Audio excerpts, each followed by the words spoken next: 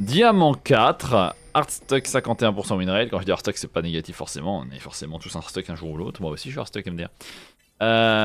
Diamant. Et il joue Vladimir. C'est un gros joueur de Vlad, mais il a aussi plein d'autres champions dans son historique. Et là, on va forcer quoi? On a forcé la lanterne de Thresh. Pendant qui ça se bat. Ça, c'est pas bien pour ton jungle. Parce qu'une Kindred qui start avec moins d'HP, c'est pas drôle. Kindred, ça a pas un clear très efficace au niveau de ses HP. Elle souffre un peu.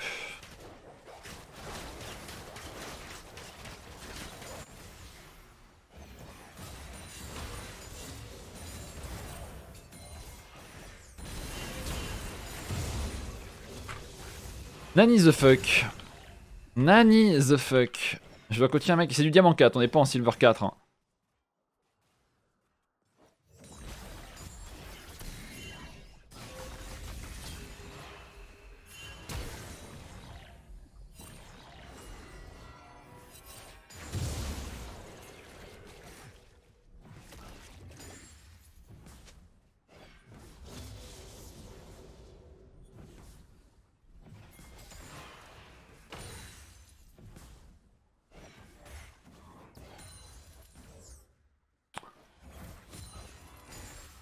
Il diff.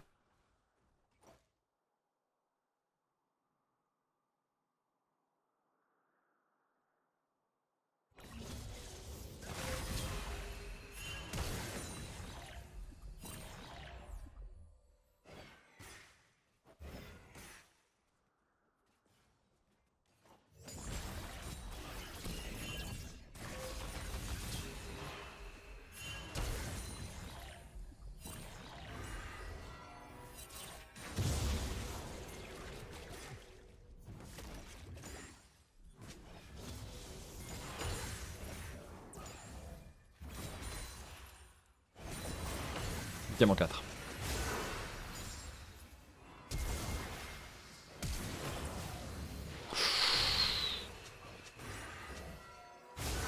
Alors, qu'est-ce qui se passe ici? Donc là, t'es bien. T'as un red buff, tu joues Vlad, t'as un premier sang, t'as 2 stacks de Darkseal. Comment tu vas solo loot cette lane? Donc là, tu te prends un mauvais trade parce que tu respectes pas les CD d'Annie. Et t'as pas de CD. Donc là, tu prends un mauvais trade aussi. Tu dois ghost out parce que sinon elle te flash une Q auto et ça peut faire chier. Tu vas avoir ton stack max et tu vas le flash in pour le mettre. Et là, auto le mauvais, tu E dans le vide, tu mets pas d'auto et tu te fais tuer. Bon, on est en diamant 4 donc je vais te parler comme un grand garçon. Déjà, première chose à dire, quand t'es dans cette situation que t'as pris un first blood et que t'as déjà gagné ta game, si tu joues Vlad, 400 gold, 2 stacks de Darkseal, t'as un match-up qui va pas être problématique plus tard. Et t'as un red buff. Donc, quoi qu'il se passe ici, t'as gagné.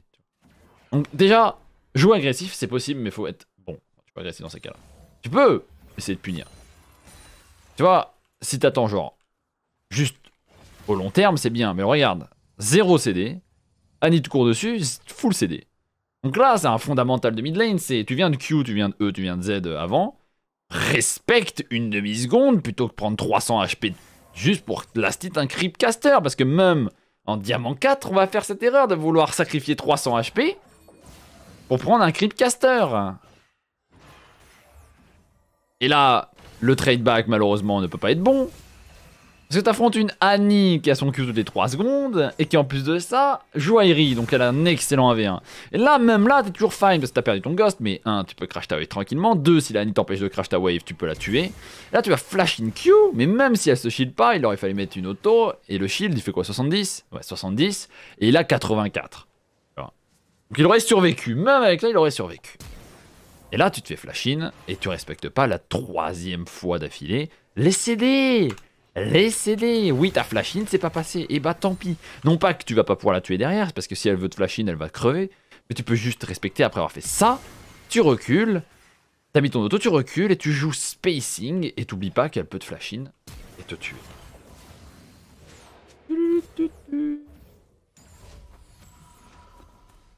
Voilà. Donc là t'as un peu griff ta game à faire cette merde, parce que tu perds une wave entière derrière. T'as donné un kill à ton opposant qui est au plus un red buff et t'as perdu ton stack tes 2 stacks de Darkseal. Ce qui est terriblement dommage. Tu vas te faire trade, beaucoup de trade. Heureusement, la Kindred est là pour te... C'est un bon bait, on va dire. C'est risqué, parce que ce genre de bait, c'est très risqué. S'il y a un counter gang, t'es fini. Enfin, si Belvet arrive et que voilà, c'est du 2v2, ça peut être fini. Mais c'est risqué. Très risqué de faire ça.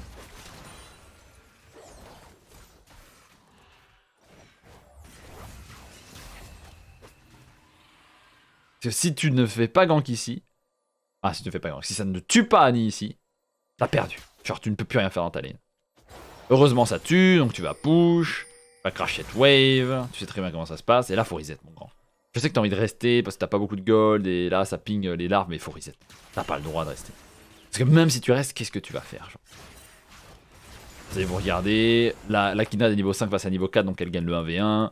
La Camille, si elle bouge, tu t'as envie de rester pour jouer avec ton jungle. Mais maintenant, ta lane est un peu sabotée. Tu affrontes un mec qui est niveau 5 qui va te donner de ta wave. Tu vas essayer de récupérer des HP petit à petit. La Kindred va mourir parce qu'en plus, elle croit que t'es en situation de te battre. Tu vois, parce que t'es resté. Tu joues là, mais t'as ni summoner, t'es midlife, t'es niveau 5.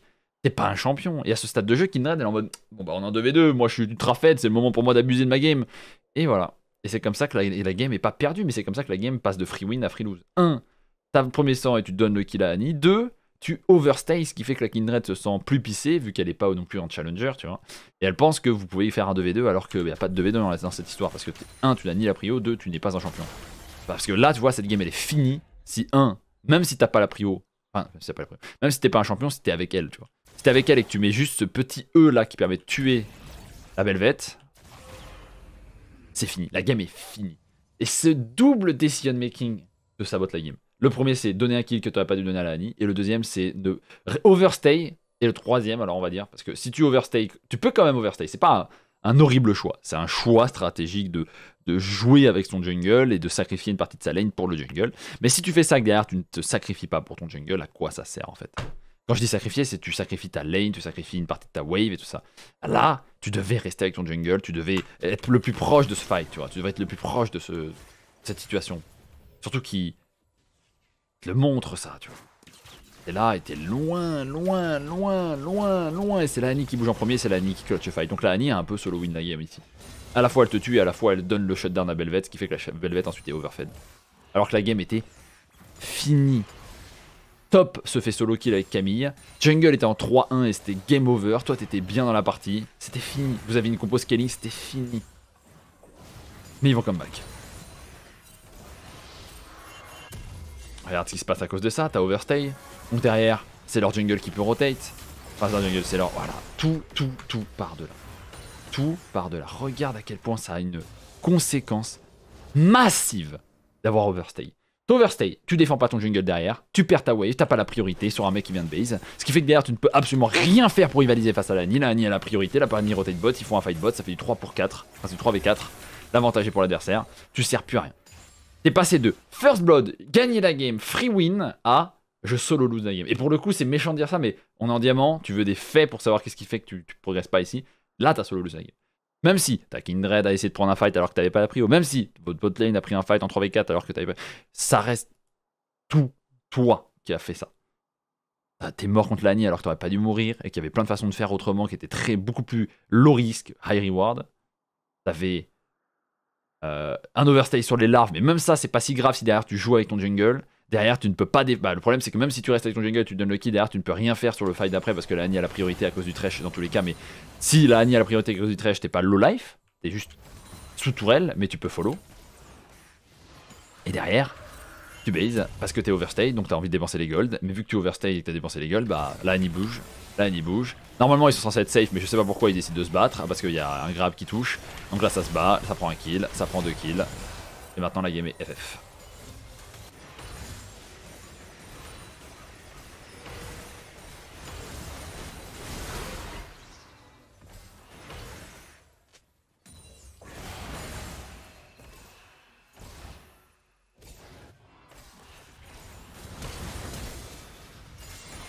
Voilà, en fait, on pourrait carrément s'arrêter là, on va pas le faire, hein. On pourrait carrément s'arrêter là parce que la game part de toute cette early game. Toute cette early game. Attends, tu souffles, t'affrontes une Annie qui est bien dans sa game, qui peut te mettre ultimate on CD sur la mid lane. Normalement, dans ce match-up, tu vas quand même out-sustain, ce qui fait que la Annie va quand même souffrir. Là, t'as la rotation, tu récupères de la vie, tu reset, Tu dépenses pour avoir ton Liandry. C'est Liandry First Item sur Vlad. Non, c'est Riftmaker de nos jours, ok. Peut-être que je suis pas au courant de tous les builds sur.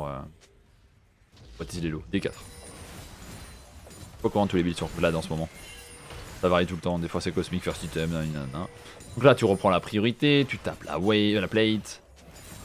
On est content. Tu Ghost. C'est pas très intéressant parce que tu comptes. Même si tu tues l'Annie, c'est parce qu'il fera la différence. Là, ton focus, ça va être cette Belvet. Mais la Belvet est en 6-1 avec Kraken. Et la game est juste genre, trop dure à jouer maintenant que la Belvet est en 7-1 quoi. Et tu sais de pourquoi elle est en 7-1. C'est dingue parce que ça va être une des reviews les plus rapides mais une des reviews les plus efficaces en même temps. On a totalement pointé du doigt toutes les erreurs une par une. On est allé dans les détails parce que c'est du diamant donc je peux dire les détails. Le but c'est qu'en diamant tu puisses fixer ces détails. À plus bas niveau je peux pas parler comme ça parce que les gens, tu leur dis ouais ça c'est mauvais mais ça sert à rien, ils pourront jamais les fixer. À ce niveau là, c'est largement possible de fixer ça. Allez, va t'en sortir.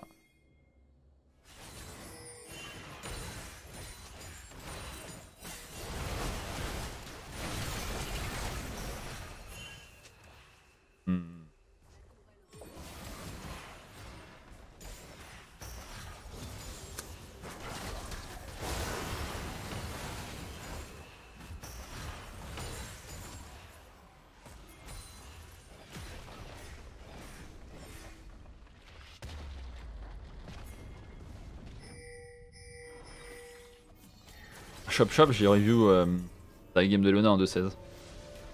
Elle était très marrante à review. Magnifique Sylas en face. Donc maintenant la game est dure, tu peux toujours gagner la game, mais bon c'est très bien que quand une Belvet est en 9-1, c'est difficile. Regarde, vous êtes devant Gold, donc elle est totalement winnable. Ils outscale pas, vous avez beau avoir, ils ont beau avoir Senna, Belvet, vous avez quand même Camille, vous avez sacrément une coupe au scaling. Tout ce que tu dois focaliser maintenant c'est sur le farming, regroupement, essayer de shutdown la Belvet et la game peut être gagnée, tu vois. Là on scale. On a pris Banshee en plus pour gérer la Annie. On n'arrive même pas à mettre le Q. Qu'est-ce qui s'est passé là pour que ça s'immisce? Ah oui, ça s'immisce dans la vision derrière toi, mais t'es pas du tout au courant, t'es trop en tunnel vision. T'es tellement confiant de te dire que ta team est en train de jouer le Drake que tu peux faire ce que tu veux, mais finalement tu peux pas du tout faire ce que tu veux. Et tu te fais punir, et ça donne un shutdown de plus à Belvet. Ce qui rend la game encore plus dure, parce que maintenant elle est en 11-1. Ce qui fait que derrière ils vont prendre un fight dans la river, et je suis désolé, mais ça ne fait qu'accentuer le solo lose. Sans être en mode rundown, je parle pas de rundown, je parle pas de un poids pour l'équipe, je parle de un mec qui fait toutes les décisions qui auraient pu être évitées, qui auraient pu permettre à la game d'être gagnée, mais qui se retrouve à faire les mauvaises décisions sans faire exprès.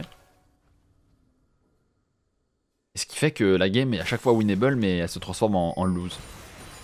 On passe de 3000 gold d'avance à 2000 gold de retard sur un seul move qui est basé sur toi, qui a fait une erreur en side lane. Alors certes, ta jungle aurait pu te cover, mais il y avait un Drake, c'est plus compliqué que ça, mais tout ce qu'on regarde, nous, c'est ce que toi, tu peux changer.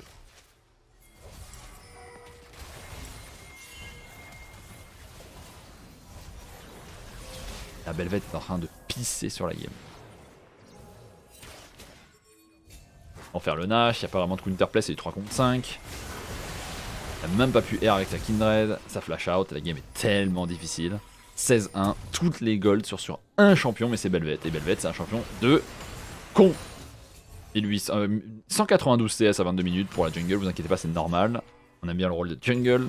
C'est absolument pas un 1v9 rôle, absolument avec tous les carries de la jungle, que ce soit Rengar, que ce soit Belvet, que ce soit Kindred, que ce soit tous ces champions de chiens qui peuvent absolument one-shot tout le monde avec le contrôle du smite tout en ayant des gangs de fous et en ayant un potentiel de carry 1v9. C'est fine, et Belvet est ce genre de champion. Tu vois, tu mets ça dans n'importe quel autre champion, tu vois, une Annie par exemple, ça va pas marcher. Un Vlad, ça marcherait. 16-1 sur un Vlad, ça marcherait. 16-1 sur une Derrick, ça marcherait. 16-1 sur Senna, c'est dur. 16-1 sur Camille, ça pourrait marcher. Ouais. C'est selon le champion, et beaucoup d'archétypes se trouvent au rôle de jungle. C'est les bruisers généralement qui sont très très forts avec ces skills. Parce que c'est des machines à ressources, tu vois, des Fiora aussi, 16-1, ça marche. Donc là, la game était doublement. Enfin, au début, était free win, puis ensuite, elle était winnable. Et à chaque fois qu'il y a eu une occasion de win, c'est parti en couille parce que t'as fait une erreur qui était facilement évitable. Donc la game est. Alors qu'elle était quand même sacrément gratuite.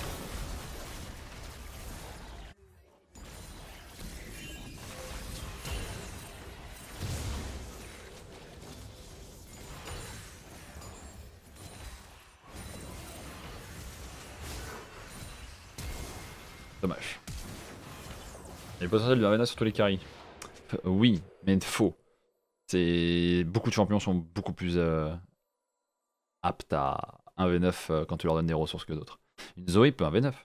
Zoé peut pas 1v9 si t'as. Enfin, peut 1v9, mais aura beaucoup plus de difficultés à 1v9 dans toutes les games. Alors que tu vois, un Rengar, une Cassio, une Velvet, une Camille, une Fiora, des champions qui ont accès à des items qui leur permettent de sustain, de 1v9, d'être tanky, de survivre et tout ça, seront beaucoup plus aptes, avec beaucoup de mobilité dans le champion de leur kit, à 1v9, whatever la game, whatever. Peu importe les champions qu'en face. Tu me dis Zoé, je suis en 10-0, tu me mets Blitz en face, tu me mets Rengar en face, tu me mets genre de champion en face. Je peux être en 10-0, je dirais je peux pas carry. Tu vois. Je peux pas carry. Enfin, je peux carry, mais je peux pas assurément être en 1v9 toutes les games comme ça. Par contre, tu me donnes LeBlanc, tu me dis même peu importe les champions en face, je peux te dire ouais, peut-être que je peux 1v9 toutes les games. Bon, je pense que LeBlanc c'est pas le meilleur exemple parce qu'il y a beaucoup de champions qui hard counter LeBlanc dans leur archétype, des tanks quoi. Un champion, par exemple, tu me donnes, je sais pas, en mid lane, je pense qu'il y a des champions qui fonctionnent, des Yone, tu vois. Dommage pour la game. On a compris pourquoi maintenant.